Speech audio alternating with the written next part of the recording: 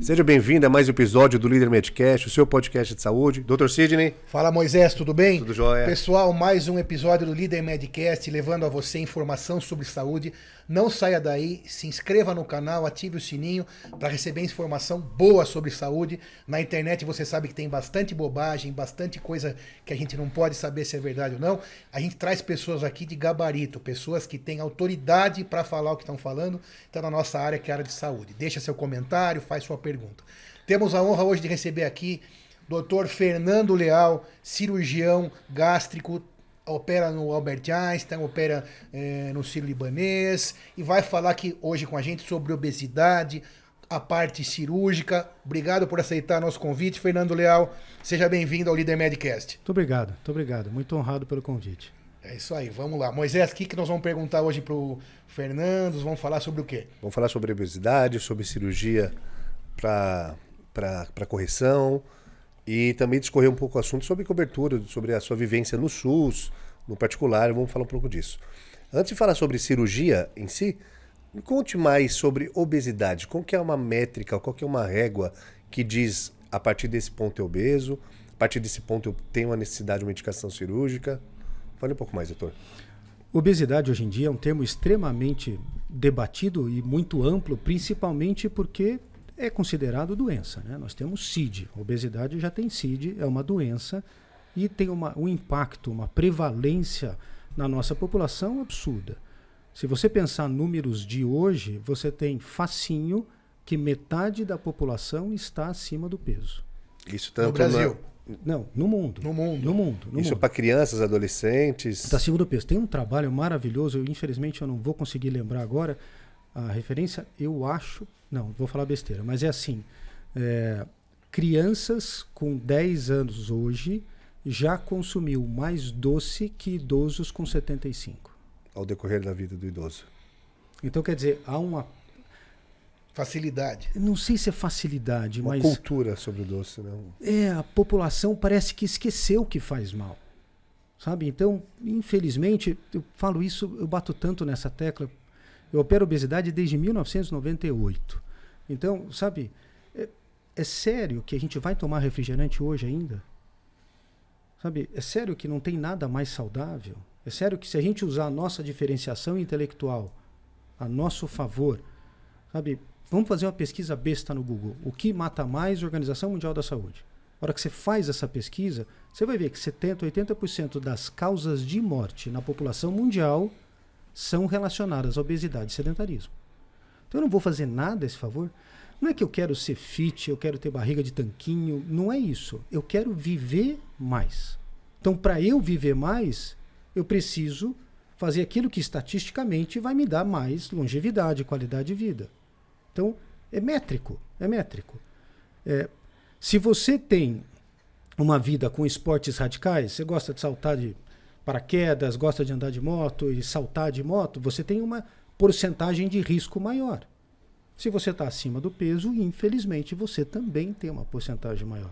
Obesidade, acredito que não, mas não está diretamente ligada com doces. Só que a sua maior, a maior, acho que onde que tem o maior gargalo de um obeso acaba, ou pelo menos de uma população, acaba sendo a direção para o doce? Então, não é só isso. É que quando a gente pensa em carboidrato, de uma maneira geral, carboidrato é igual a açúcar. Sim. Tem um livro fantástico que eu recomendo assim para todo mundo, chama Barriga de Trigo. É a divisão de águas dos estudos do trigo na minha ótica. É um livro publicado em 2014 ou 2015 por um cardiologista americano, William Davis, que destrincha um pouco mais sobre o trigo. Então, algumas coisas que ele bate e não são inverdades, não é simplesmente modismo, o trigo mudou. Aquele trigo de folhas longas, o acorn, não existe mais. Agora é o trigo anão, que rende mais, aguenta geada, mais barato, tem mais glúten e tem mais açúcar. Então ele aponta que há uma porcentagem de açúcar que dá para se dizer o trigo tem 6 vezes mais açúcar que a sacarose. Sacarose é o pozinho branco. Então, a gente já começa daí. Então, não é só o açúcar, o docinho propriamente dito. Isso acho que é um ponto importante a gente explicar para você que está ouvindo, né? Quando a gente fala em açúcar, fala em doce, na verdade, o que a gente deveria falar, eu acho que é pouco explicado dessa forma, que a gente está querendo dizer carboidrato. Né? Não é só o que é doce ao paladar. Exatamente. Vale o macarrão, o pão, É isso aí. o lanche, a coxinha. E calma um pouco, não vamos ser radical também. Vamos desenrolando nossa conversa aqui. Acho que não é que a pessoa não possa nunca. Não é isso. É. O que eu falo... Mas peraí, então o que acontece? Não é só o açúcar, o que você falou, e a gente porque o pessoal ouve, eu antes de ser médico, né, a gente ouve isso. Não, o doce, não é o doce o vilão é todo, entre aspas, esse assunto de obesidade, a questão é a disponibilidade de calorias no carboidrato em geral, que inclui o açúcar, mas inclui também o refrigerante, por exemplo, inclui a massa, o bolo, a lasanha e todas essas farinhas. Teve uma fala sua, doutor Fernando, que me deixou um pouco assustado, que uma criança de até 10 anos Assustador. consumiu açúcar, quando eu falo não carboidrato, doce. Não, açúcar é tudo. É Tudo, o carboidrato, ok. tudo. Mais Mais do do que que um uma pessoa. idoso. E o que acho que não sei se você já pensou nisso, mas o que o doutor Fernando atribui esse aumento? Eu tenho uma ideia. O que você acha? Por que aconteceu isso? Eu brinco que são 3 pilares. Tá? O primeiro pilar é a falta de conhecimento específico. Boa. Tá? A gente não sabe o que a gente come. Não sabe.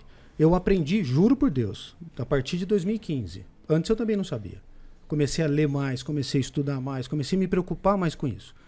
Porque o cirurgião tem muito disso. Você vai lá, opera, até logo está tudo resolvido. E não é tão simples assim. Porque o apoio precisa ser maior. Então, por exemplo, quando você não... quem nunca ouviu uma nutricionista falar que é super saudável no café da manhã uma torradinha com queijo branco e um suco de laranja? Torradinha, trigo. Ah, mas é integral. Trigo. Queijo branco, quanto mais branco ele tem, mais lactose. Lactose é o açúcar do leite. Carboidrato. Carboidrato. Suco de laranja. O que é uma laranja? Casca, fibra, corante natural da fruta, água e frutose. Vou fazer o suco. Tirei a casca, tirou a fibra. Sobrou a água, o corante Excelente e o comparação. açúcar. Para eu fazer um suco de laranja, eu preciso de pelo menos 3 laranjas. Então, peraí, esse café da manhã é um bolinho de açúcar. Então, a falta de... Sabe? Por exemplo, quando você... que daí nós já vamos para o segundo pilar, que é a manipulação da indústria. Então, o primeiro pilar, falta de informação. Falta de informação própria da pessoa. de quem está consumindo. O segundo pilar, a manipulação da indústria. Não vou falar marcas, mas aqueles achocolatados que tem para vender no supermercado, que faz parte da mesa de um monte de brasileiros. Então, cada um tem a sua variância, mas é mais ou menos assim. Em 20 gramas, 10 gramas são carboidratos. Daí você pega a versão diet ou light.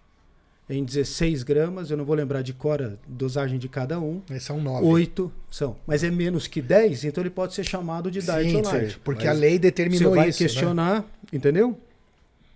Ele está dentro da lei. Ele tem menos. Ele tem menos. Só que a porcentagem é igual.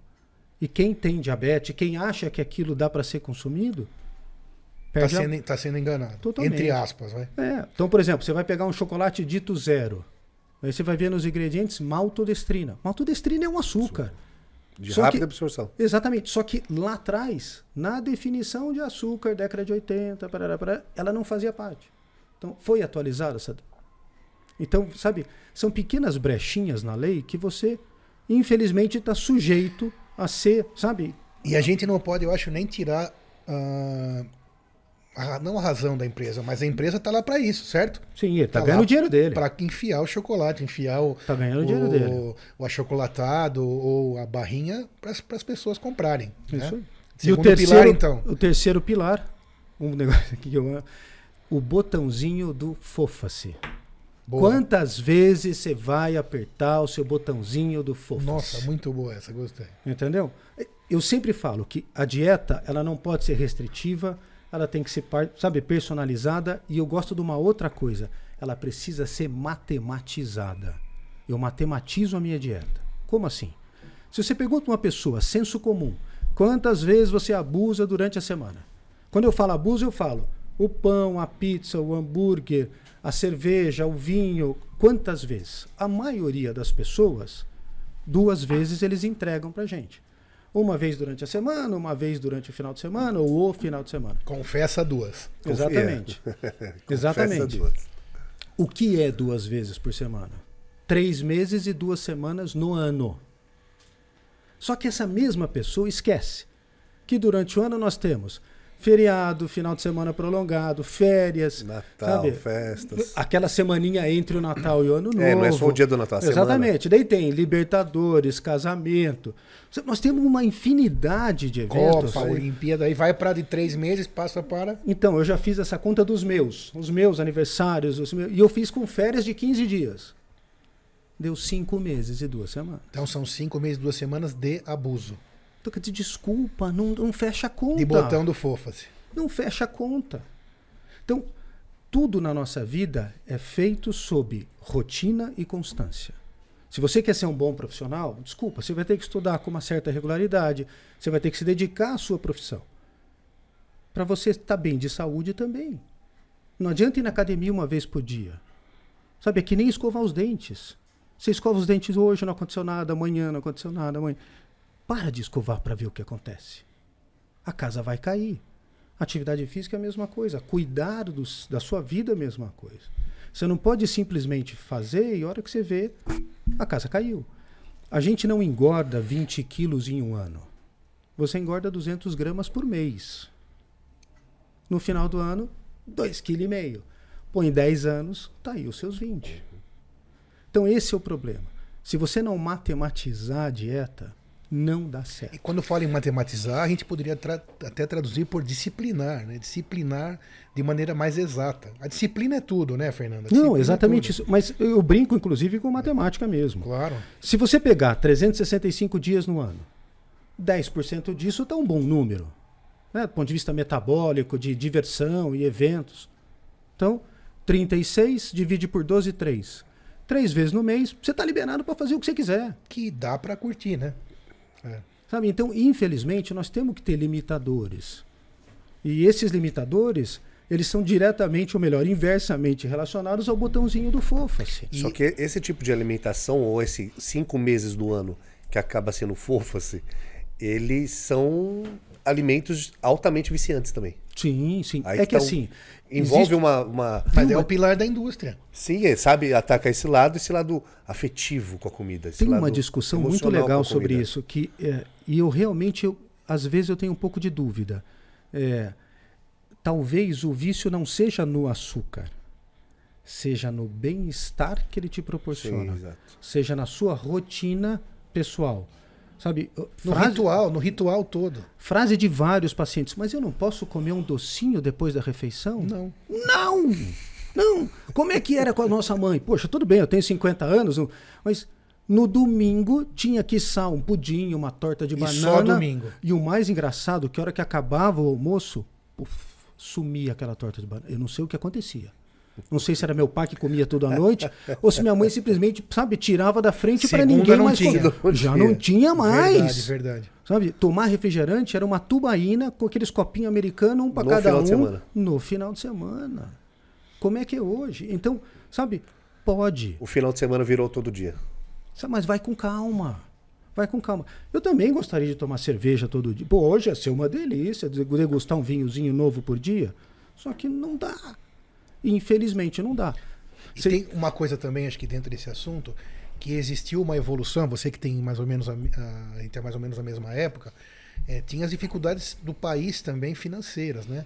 E na nossa época de moleque, pouca gente tinha iogurte na geladeira, eu diria quase zero. E refrigerante não era só porque também não se tinha recursos para as famílias terem refrigerantes. Então essa facilidade toda tem a parte boa, né, que oferece mais oportunidades, oferecem mais produtos, mas também essa parte vilã que as pessoas se enrolam na própria corda. Que o problema, você pensar, não é o refrigerante. É a quantidade. É o contexto. É o refrigerante mais o pãozinho mais não sei o quê, mais não sei o quê, mais não sei o quê, mais não sei o quê. E para contribuir com tudo isso, eu tô sem treinar faz 3 anos. Desculpa, poxa. E fazendo um paralelo com o que você falou da profissão. A profissão é a mesma coisa. Se você quer ser um bom profissional, seja um bom médico, um bom engenheiro, qualquer coisa, tem que se dedicar e ter disciplina. E custa. Dói. Não, e aquele negócio, ninguém acorda motivado para treinar. Vamos combinar. Sabe, eu gosto de pedalar, essas pedaladas da madrugada. Você realmente acha que 4h30 da manhã eu acordo gritando, vamos pedalar? De jeito nenhum. Apesar do meu tamanho, eu treino todo dia. E realmente se acorda, eu corro de manhã geralmente, se não quer, não tem vontade. Você não, é disciplina. Disciplina. Disciplina. Só vai. É isso só aí. vai. É isso aí. Para que não piore ainda mais, tem que ter essa poupança. Né? Essa régua da obesidade na população mundial, ela aumentou de quantas décadas para cá? Então, eu não vou ter esse número exato para você, mas uma coisa é claro, na época dos nossos bisavós, não era metade, era quiçá 10%. Então, tipo 50, 100 anos atrás, tanto é que você lembra, as fotos de antigamente, Sim, verdade. não tinha ninguém gordinho, não tinha. Infelizmente, sabe, nós mudamos isso. Tem um vídeo fantástico que chama Fed Up, um documentário que fala sobre, inclusive, o uso de refrigerantes. É um documentário americano muito bem feitinho. E eles preconizam que, década de 70, comecinho da década de 80, o vilão da história era a gordura. Vamos tirar a gordura dos alimentos. Tira a gordura dos alimentos, ficam com gosto de papelão. Para tirar o gosto de papelão, se aumenta o sal, aumenta o açúcar. O que aconteceu com a nossa população no final da década de 70 para hoje? Uma globesidade, uma obesidade global. Então, infelizmente, essas mudanças aconteceram de uma maneira muito ruim. Sabe? De novo, por falta de conhecimento. Então, a gente achava, poxa, eu tomava iogurte com granola todo dia. E eu achava que eu estava abafando. Achava que era super fitness. Açaí. Sabe? Então, açaí é super saudável. É o escambau, tem açúcar para burro. Pode tomar, mas com disciplina e com cuidado. Exatamente. Com isso. a matemática funcionando. Né? Exatamente. Então, você está permitido a fazer o que você quiser, mas... E tem que saber as consequências também. Sim. Que aí entra no seu primeiro pilar, né? Exatamente. Agora, você lembra do Michael Phelps? Sim. Michael Phelps. Quando ele ganhou a primeira, saiu uma reportagem na Veja fantástica. Como é que era a dieta do Michael Phelps? Era assustador. Pizza, não sei quantos pedaços de pizza e macarrão e não sei... Mas o cara treinava 14, 15 horas por dia. Precisava de combustível para isso. Sabe? E ele tinha que ter bastante carboidrato, porque manufatura muscular, etc. Então... E com controle de peso. Nós treinamos, quiçá, 40 minutos, 1 hora. Sabe? A gente falou do Paulo Musi, antes da gente entrar. Paulo Musi, quando treina muito... Paulo Musi, queremos você aqui, hein? Vem, Paulo. Quando a gente... vi recentemente um trabalho que o Paulo fez aí, para quando eles lançaram a academia, uma dieta a mais que ele fez. Então ele ventilou isso, que o treino dele normal é de 70 a 90 minutos. Quer dizer, o Paulo Musi. Que não tem muito tempo atualmente, né? Agora imagine as pessoas normais. Se eles conseguirem treinar 40 minutos 5 vezes por semana... É muito. É muito. Então nós não estamos queimando tanto de caloria que nós estamos ingerindo. E com isso, qual que é, a partir do momento que a pessoa fala, que chega para você no consultório, até mesmo no hospital, o primeiro passo dela para falar, será que é o momento de eu fazer alguma cirurgia? Voltando ao nosso assunto inicial. Isso porque... Deixa eu falar. Isso que não, que é isso. Não, mas é isso mesmo, tá tudo certo. A cirurgia obstétrica, ela... Bariátrica, perdão. Ela obstétrica. A obstétrica também dá uma emagrecida. Sim, bom. Imediata. Perdão.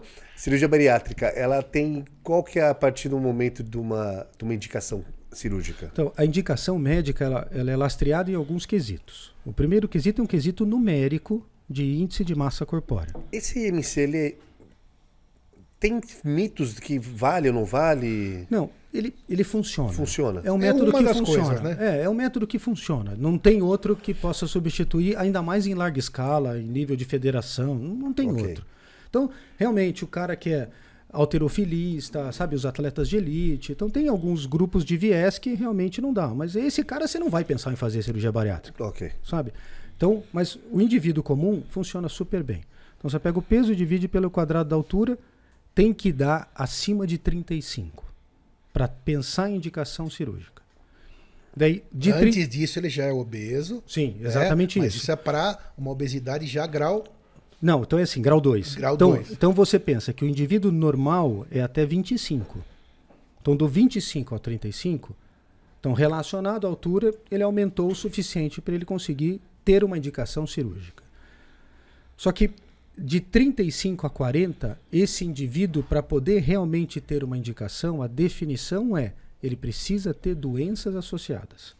Pressão alta, diabetes, linfedema, apneia do sono, esteatose, refluxo. Tem um monte de doenças, ó, tabela, sabe, de doenças que corroboram a indicação cirúrgica. Uma apenas ou qual é o critério? Mais que Não, uma é o suficiente. Uma só. Tenho Então, dor no joelho por causa da obesidade. Está indicado cirurgia. esteatose, por exemplo? Esteatose está indicado cirurgia. Isso Ou tentei durante muito tempo, dietas e Então, tudo. essa é outra coisa. Então tem o ponto métrico e daí tem os critérios clínicos. Né? É o paciente que tentou pelo menos 2 anos seguidos com acompanhamento endocrinológico sem sucesso, seja medicamentoso ou não, e daí sim ele ganha. 2 anos, você Isso, falou. 2 anos. 2 anos. E ele tem que ter uma autorização, uma liberação de um médico ou um psicólogo, um psiquiatra ou um psicólogo, que faça, sabe, uma avaliação psicológica / psiquiátrica e uma liberação nutricional. Uma nutricionista precisa avaliar e liberar para a cirurgia. Então, uma vez que você tem tudo isso muito bem documentado, está indicado a cirurgia bariátrica. O que eu vejo de verdade é que cada vez mais nós vamos ampliar esse número. Vou dar um exemplo. Quando você fala ampliar o número de pessoas que entram no critério para a cirurgia. Para cirurgia bariátrica. Só para ficar bem claro. Vou dar um exemplo. Pega, por exemplo, aquela amiga sua que tem 45 anos, que ela tem um IMC de 32. Então ela não é diabética, mas ela tem um IMC de 32. O 35 é para homens e mulheres? Tanto faz. Ok. Tanto faz. Então ela tem 32. Só que ela tem 32 a vida inteira. Você acha que agora, com 45, vai acender uma luz na cabeça dela, ela vai perder peso? Tem uma discussão super polêmica, mas é o que tem se visto hoje em dia. O paciente com obesidade um pouquinho menos, entendeu? Só que tem uma obesidade eterna. Quem não conhece alguém, sabe? Minha irmã era assim. Minha irmã nasceu gordinha. E ficou gordinho o resto, sabe? Até ser operada. Então, é uma discussão muito grande. O que nós temos de concreto? 2019, começou em 2017, mas 2019 é que foi para a ANS. O paciente diabético, tipo 2, pode fazer cirurgia bariátrica a partir de 30 de IMC. 30. Tá, isso já é constatado. Hipertenso ainda não? Não, hipertensa ainda não. Hipertensa é 35. Então, daí a gente muda o nome da cirurgia, chama de cirurgia metabólica, mas é o mesmo procedimento. Tá? Então, a gente está pensando do ponto de vista metabólico. Já existem inúmeros trabalhos de pacientes diabéticos tipo 2, ou até mesmo tipo 1, que é aquele que já nasceu diabético, com IMC menor ainda, que foi operado com sucesso. Melhorou o diabetes, mesmo não tendo altos pesos. Quando eu falo em melhorou o diabetes, melhorou todos os níveis de glicemia, abandonou o remédio e, entre aspas... É que a gente não pode falar em cura. Eu sei, eu ia falar isso. Mas não tem uma cura, entre muitas aspas, né? Mas é ele conseguiu controlar sem remédio, né? Exatamente isso. Exatamente isso. Magro e... Você diminui a resistência à insulina, né? Você diminui o que aumenta o diabetes, e daí o paciente consegue ficar muito melhor. Porém, não dá para dizer curado, porque se ele, infelizmente, retomar o mesmo peso, provavelmente ele vai voltar ao diabetes. Os índices vão piorar de novo e etc, etc. Essa é uma pergunta que eu vou fazer, mas uma que antecede a essa. Quais são os tipos de cirurgia bariátrica? Fantástico. A gente divide... tem 2 grandes grupos, né? Uns que trabalham só com estômago e os que trabalham com estômago mais intestino. Tá? Os que mexem só com o estômago, um que ficou muito conhecido é a banda gástrica. Você vai lá, coloca uma cinta, coloca um anel em volta do estômago e você faz o estômago virar uma ampulheta. Come, o alimento para nessa região antes da cinta, então o paciente tem a saciedade e daí devagarzinho o alimento vai descendo. Então, como ele come menos, há uma tendência dele perder peso. Essa é uma. Ok. Outra cirurgia relacionada ao estômago, que é bem conhecida, é a gastrectomia vertical. Que você pega o estômago, grampeia ele de forma a confeccionar um tubo. Então, fica mais ou menos do mesmo calibre do esôfago em cima e o duodeno embaixo. A gente chama isso Seria um anel de ponta a ponta. É um tubo de ponta a ponta. A gente chama de também... o sleeve é em manga, né? O sleeve do inglês é uma manga que fica parecendo uma manga de camisa, fica parecendo um negócio, uma coisa única.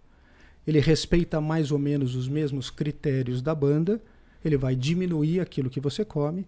Existe algum trabalho que mostra que quando você tira essa região do estômago, alguns hormônios, entre eles a grelina, faz você ter menos apetite. Então você acaba comendo um pouquinho menos, tá? Mas você atua exclusivamente no estômago.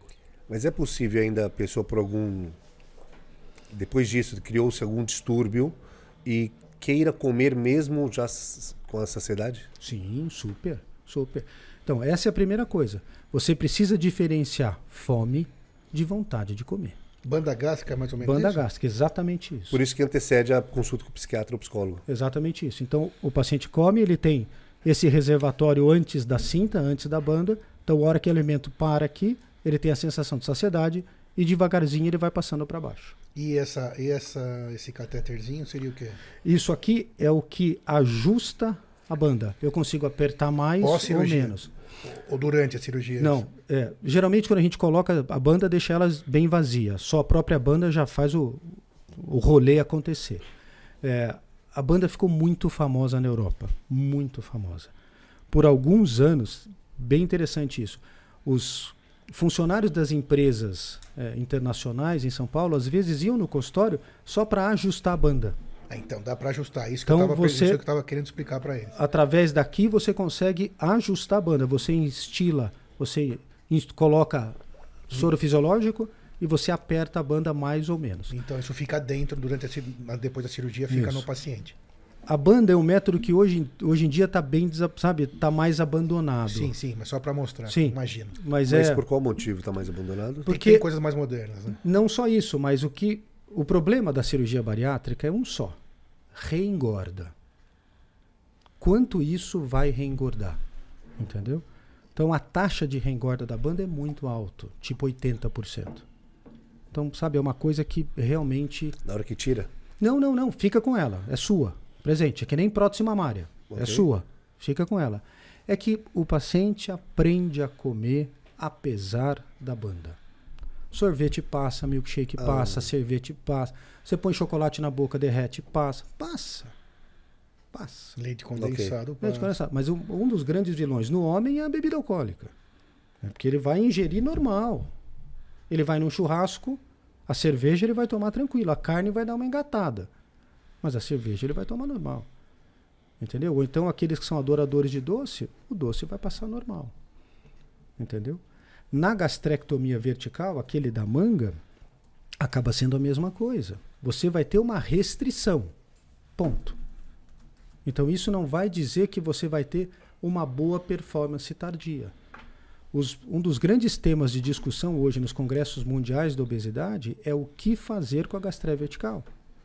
Porque por muito tempo ela virou o procedimento mais feito no mundo. Sabe, nos Estados Unidos, sem sombra de dúvida. No Brasil só não é porque a gente fez muito bypass antes, mas ela aumentou muito o número, porque é um procedimento fácil de ser feito. Qualquer cirurgião, sabe, com uma formação mínima consegue fazer o procedimento. E é exatamente isso aqui, ó. Você grampeia e corta. Aí seria o estômago. Esse total seria o estômago sem nada. Esse total, o estômago. E essa parte aqui é o pedaço do estômago que vai embora.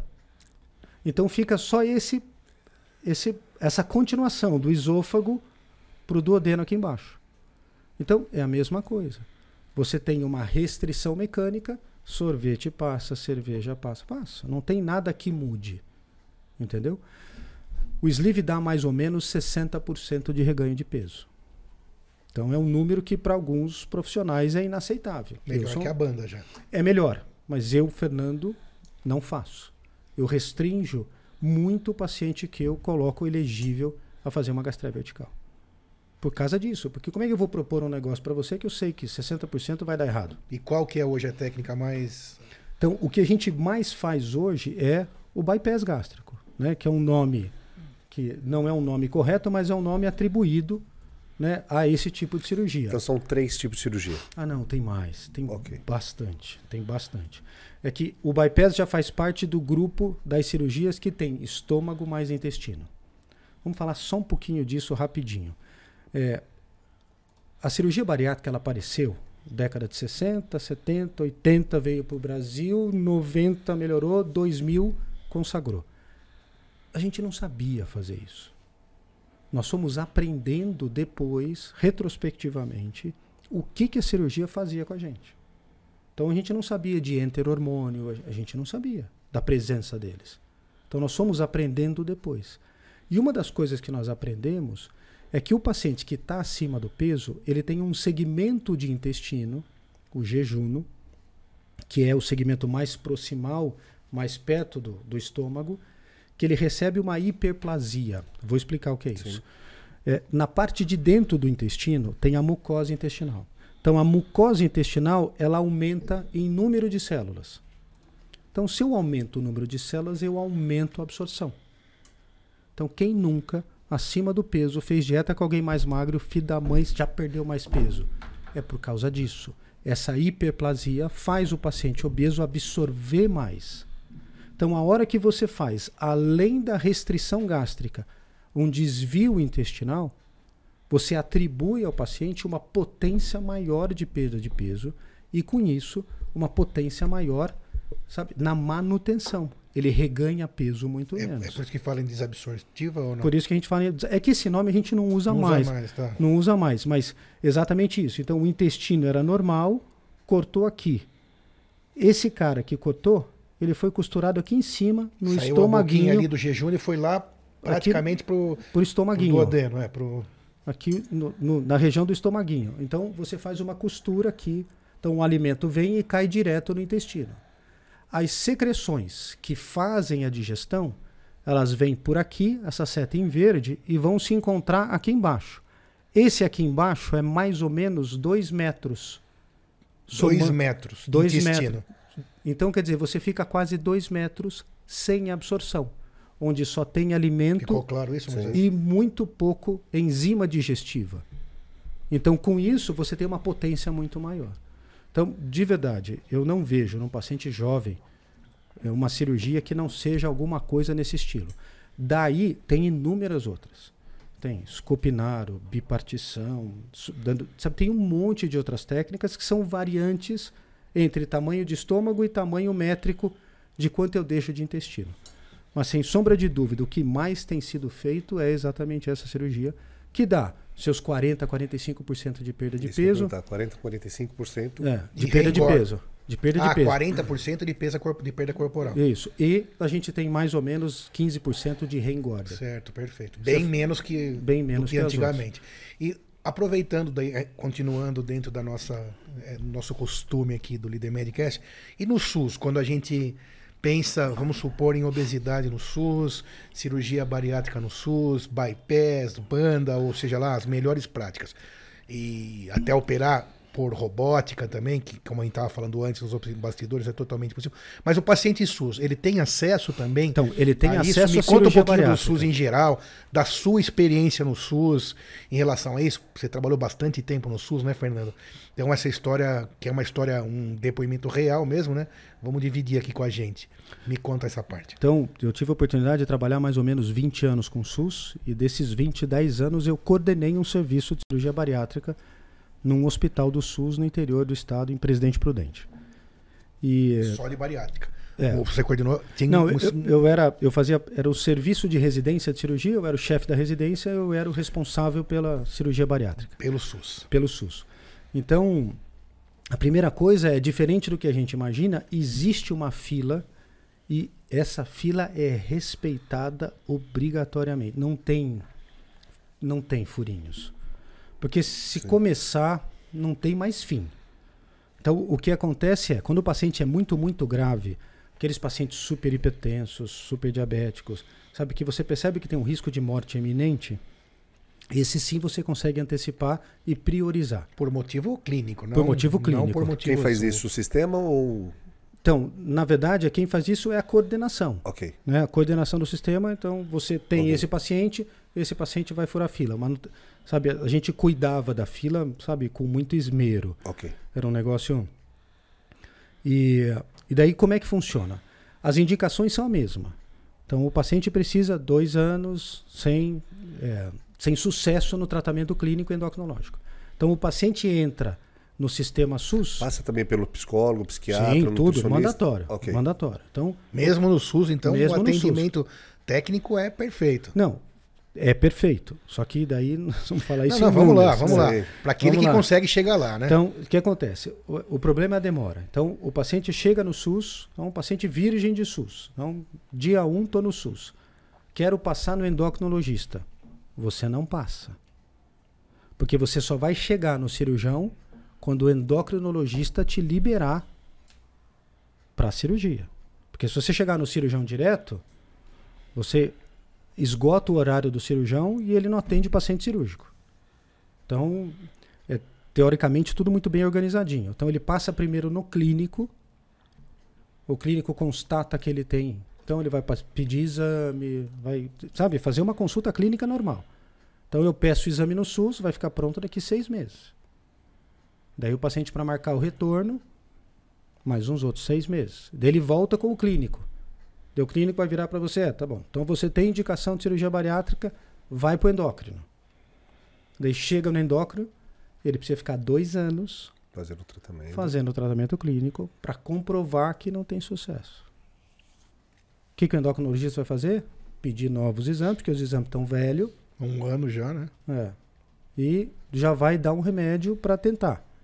Então vamos supor que ele dê Ozempic, um desses remédios atuais para perda de peso. R$1.000 por mês. Já não vai dar. Não tem subsídio ou indicação do governo. Não tem.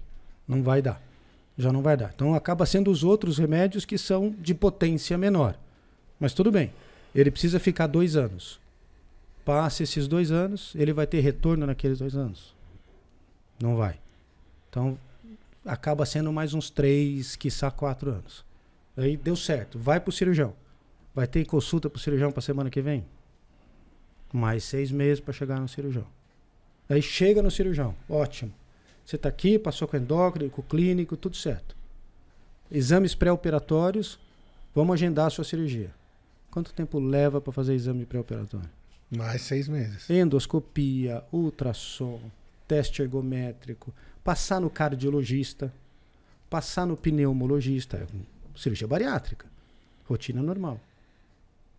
Uma cirurgia de grande porte sempre. A gente pode considerar que do prazo inicial de uma pessoa virgem no SUS, 6 anos. Mais ou menos isso. Mas mesmo assim, esses 6 anos sendo Funciona. regrado... Funciona. Funciona. Funciona. O que acontece realmente, o que eu vejo é que funciona e magicamente tem alguns pacientes que conseguem as coisas mais rápido. Não sei como. Às vezes conhece alguém, conhece a mocinha, eu sei lá. Vai ser um político? Não, o político não consegue inferir, né? A não ser que ele faça os exames fora. Tem muito paciente do SUS que consegue juntar um dinheirinho e fazer os exames tem isso fora. também. Se você está passando lá no endócrino, no clínico, no cirurgião, nada impede de você fazer um hemograma, Exatamente. uma endoscopia fora. Você vai porque fazer... tem essa dúvida, né? Se o médico do SUS aceita o exame. Claro que sim. Aceita. Qualquer exame aceita. O exame é aceito, porque o exame não tem carimbo de SUS então, ou de não SUS. Dependendo do exame que for mais acessível, o hemograma, por exemplo, quanto que custa um exame de hemograma mais ou menos? 30, 50, 100 reais? Por aí. Então a pessoa Tem pode lugar pagar. que é mais e tem lugar que é menos. Depende. Exato. Se ele quiser fazer um hemograma num hospital de primeira linha, vai custar 200. Tem pra todos E se ele for fazer no lugar mais simples? No mais simples, vai custar 12. Tem de tudo. Não, o próprio hospital do SUS tem a filinha do particular. Não sabia. Tem. Não todos, né? Mas não todos, mas muito hospital do SUS está linkado às Santa Casas das E cidades. aí né? tem a porta particular. E tem a porta particular. Você vai lá e pumba. Que tiveram até críticas, né? A porta dos fundos e tal, mas que se é para ajudar, eu acho que é extremamente válido. Né? Porque o cidadão, às vezes, esse cidadão, ele não tem recurso para pagar uma cirurgia, que aí o valor particular é altíssimo. Mas para pagar um exame ele tem para adiantar Exatamente. essa fila e todo mundo sai ganhando, no meu ponto de vista. Né? Existem alguns serviços do SUS que funcionam muito diferente, sabe? Tem uns que tem um incentivo maior, então eles conseguem inclusive cirurgia laparoscópica. Tá? No serviço onde eu trabalhei era só cirurgia aberta, sem discussão. Não tinha material para fazer cirurgia. A cirurgia laparoscópica é sem incisão, sem É com os furinhos. os furinhos. Você tem a incisão, mas são incisões Nós pequenininhas. estamos falando de bariátrica. De né? bariátrica. De bariátrica. Isso. Mas vale para tudo. Sim, vale Sim. para tudo. Então, no SUS, a maioria dos hospitais do SUS, a cirurgia é aberta sem discussão. Que, olha, de verdade, quando eu comecei a trabalhar nesse negócio do SUS, eu tinha uma certa resistência com a cirurgia aberta. Tinha mesmo. Porque eu achava que era uma sacanagem, sabe? Eu tinha a visão no consultório eu fazia laparoscópica, fazia cirurgia robótica, e no SUS eu vou fazer aberta. Só que, de verdade, funciona igual. Funciona igual. Tirando a cicatriz, que Tirando a cicatriz, não tem tem problema, um pouquinho mais de dor no pós-operatório, é lógico que vai ter, mas o benefício que você dá para o resultado é paciente é igual. Então, sabe, é super ok fazer aberta. Super ok. Tenho grandes amigos que operaram aberta, inclusive um anestesista, que ele trabalhava comigo no SUS, ele virou para mim, eu quero operar no SUS. Quero operar aberta, quero operar no SUS. E até hoje ele fala da cirurgia aberta dele como se fosse a mais... Sabe, teve essa importância fazer aberta. Então, é realmente bem interessante isso, mas o funcionamento do SUS que é um pouco travado. É isso que a gente percebe. Sabe que a pessoa médica, ele consegue ajudar mais ou ajudar menos alguns pacientes. E, infelizmente, a cirurgia bariátrica, se você pensar do ponto de vista global no SUS, de todas as doenças que o cirurgião do aparelho digestivo tem que tratar, não é a prioridade. Como assim o médico pode ajudar na ponta, no SUS? Vou dar um exemplo. Chegou alguém lá com uma suspeita de um tumor de estômago. Eu tenho duas opções. A primeira opção é virar para o paciente, como eu faria em qualquer lugar, no meu consultório, por exemplo. Vamos fazer uma endoscopia. E dali 2, 3 dias ele consegue endoscopia num serviço. O que sempre o mais rápido possível. O mais rápido possível. Tá? E você vai fazer isso no SUS? 6 meses. No mínimo. No mínimo. Só que ele tem um risco de vida. Então, é que na verdade não é um risco de vida. Ele tem uma suspeita de um tumor. Ok. Entendeu? Ainda não tem o risco de morte, né? Você entendeu? Não tem. Então, como não tem esse risco, eu não posso configurar de urgente e emergência. Então, o que normalmente o médico do SUS faz? Pega esse paciente, conta uma historinha e, não, esse paciente pode estar sangrando. Às vezes ele teve realmente um sangramento que já parou, você interna pelo pronto-socorro e daí você faz a endoscopia, acha o tumor, e opera e está tudo resolvido. Agiliza em prol da vida do paciente. Exatamente isso. Exatamente isso. Essa prática é, sabe, eu já vi muito disso acontecer. Eu, Fernando, sabe, era uma coisa que a gente fazia no serviço. Era uma coisa que a gente fazia e de verdade, não era, sabe, era o que a gente conseguia melhorar para esse paciente do SUS. Nesse caso é o talento do médico mesmo, né? É o sacerdócio falando mais alto, né? É para aquilo que você acabou estudando, atender. Não, porque se ele não fizer isso, o paciente vai morrer. Vai morrer. Se não fosse dessa maneira, seria 2 anos, 3 anos, 4 anos. Mas aí o tumor já pode ter tá ultrapassado a barreira daquele momento que pode ser operado. Exatamente. E dá tempo de salvar a pessoa ainda. Então o paciente chega pra gente amarelo, né, com icterícia. Quando um cirurgião vê icterícia, até que prova ao contrário, um tumor de pâncreas pode estar na jogada. O que eu vou fazer? O ideal seria pedir uma tomografia, exames de sangue. Se você não urgenciar e internar, desculpa, não vai acontecer. Não vai acontecer. Então, qual é o motivo da indicação? Você colocar suspeita de tumor de pâncreas, isso não é uma urgência. Mas tem que ser. Porque para esse paciente, essa prioridade, se você não cuidar, vai virar uma bomba já já. E vai explodir. E o não tempo, tem como. algumas vezes, é de semanas, meses, 3 meses, então, o paciente já pode... Então, infelizmente, por exemplo, não sei se vocês ficaram sabendo, na época da pandemia, um dos caras que trabalha comigo hoje em dia, o Felipe, ele é cirurgião de transplante hepático. Né?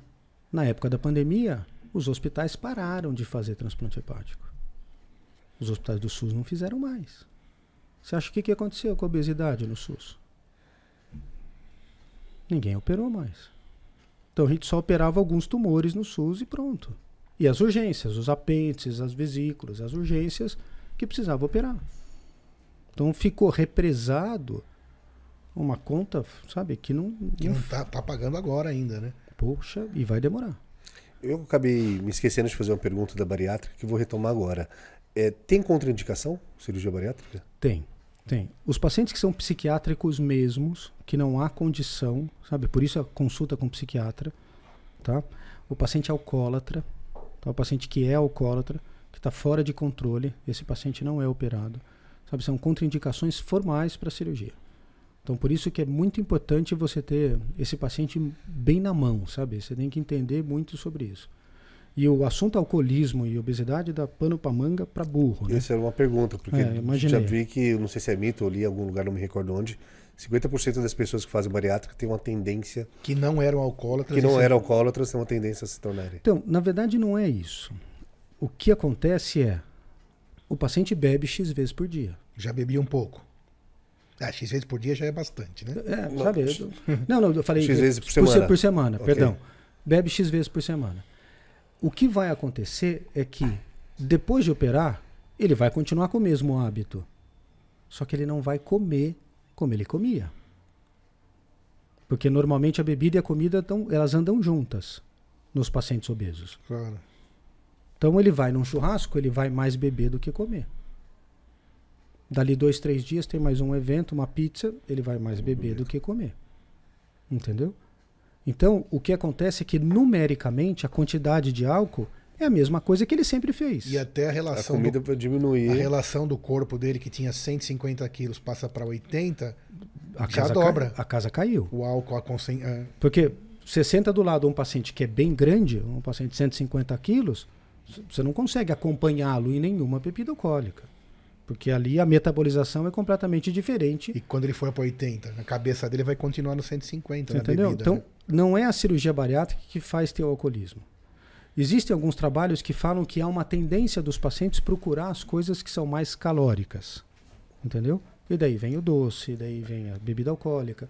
Isso é uma tendência, mas a gente não consegue bater uma tela e falar que isso, entendeu? Chega a ser um problema do ponto de vista de você falar que existe causa e efeito, entendeu? A cirurgia bariátrica vai promover alcoólatras, isso não. Por isso que precisa de um atendimento multidisciplinar, pós-bariátrica também. E né? é muito simples. Psicólogo, sabe? Você operou, você vai passar, depois do primeiro ano, você vai passar uma vez por ano no cirurgião, uma vez por ano no psicólogo, uma vez por ano no nutricionista. Fala sério. Pro resto da vida. Não é difícil. Não é difícil. A alteração hormonal com a cirurgia tem alguma alteração muito significativa? No começo da cirurgia bariátrica, logo depois que opera, há uma bagunça hormonal nas mulheres, dá uma bagunçada no ciclo menstrual realmente. Depois de 3 meses, regula normalmente. E no homem, só tem coisa boa. Porque quando o homem engorda, os níveis de testosterona baixam. E todos nós homens, nós temos hormônios femininos. E quando a gente engorda, os nossos hormônios femininos aumentam. Então, quando a gente emagrece, o hormônio masculino sobe e o hormônio feminino que estava dando trabalho pra gente desce. A libido sobe e o mais legal de tudo, aquele gordinho que fica em cima da pub some. Então, além de tudo, o cara acha que aumentou o tamanho. Então, é sensacional. Os pacientes, sabe, têm uma bagunça hormonal super positiva. Tem alguma relação que homens operam mais cirurgia bariátrica ou mulheres? Mulher. Uma coisa que eu faço, que eu adoro... Será que é porque ele procura mais descuidar? Ou... Eu acho que o homem tem mais medo. Ok. Eu acho que tem mais medo e ele tem mais mitos que não se confirmam. Tá? Eu tenho... esse período da minha vida que eu morei no interior, eu conseguia fazer grupos de apresentação junto com os pacientes, que a gente chamava de nossos grupos de peso. Sabe, a gente tinha umas reuniõezinhas de peso só com os pacientes, era super divertido. E a gente mantinha uma, entre aspas, vida social com todos os pacientes, era uma coisa muito agradável, a cada 2, 3 meses. E começou a separar tudo isso. O que eu fiz? Eu coloquei os pacientes em grupos de WhatsApp. Então hoje eu tenho quase 3.000 pacientes operados, todos eles em grupos de WhatsApp. Então eu fico amarrados com os pacientes e 80% são mulheres. 80%. O homem, ele acha que ele não vai poder comer o que ele come. O homem normalmente é glutão. Você chama ele para uma churrascaria, ele vai comer 3 picanhas, 1 cupim, 2 linguiças, queijo coalho, pão com alho, não sei o que. Ele acha que ele nunca mais vai poder fazer isso. E nunca vai mesmo. Então, a cirurgia bariátrica... Se não estiver disposto a isso, nem opere, né? Aquela bagunça sem limite que a gente fazia antes, não vai dar para ser continuada, porque aquilo não estava levando para um bom caminho. Então há uma restrição muito grande dos homens nesse sentido, sabe, de manter esse tipo de hábito. É como virar a chavinha que a gente teve naquele episódio com o Dr. Leonardo Lourenço, coloca aí o link, que falava sobre o inconsciente e o consciente, né? O inconsciente que move a gente, que é 95%, é muito difícil de ser mudado, né? O consciente, os 5%, conseguir trabalhar nesse muro que você formou para chegar naquele peso, é muito difícil você aceitar isso. Só que quando você precisa, você faz. Sim.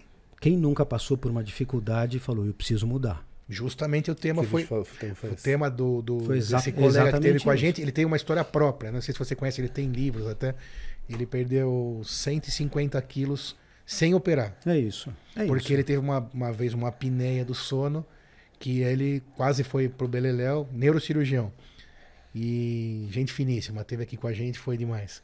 E a hora que ele virou, o assunto dele foi outro, né? Foi sobre o poder do cérebro e tal. Mas ele comentou disso. Mas a história da vida dele é quando ele quase foi pra cirurgia, ele tinha tentado tudo já e ele conseguiu na última tentativa virar essa chavinha, que mesmo quem opera tem que virar. Sim. Não, se não Porque virar, senão volta. você não opera. Não, se não Ou volta. se você opera e volta. Porque dá pra driblar. Se você, como você falou, milkshake, leite condensado, quem é acima do peso sabe, né? Que isso aí vai. Super dá. Se E você conseguir comer 3.000 calorias por dia, 2.500, 4.000...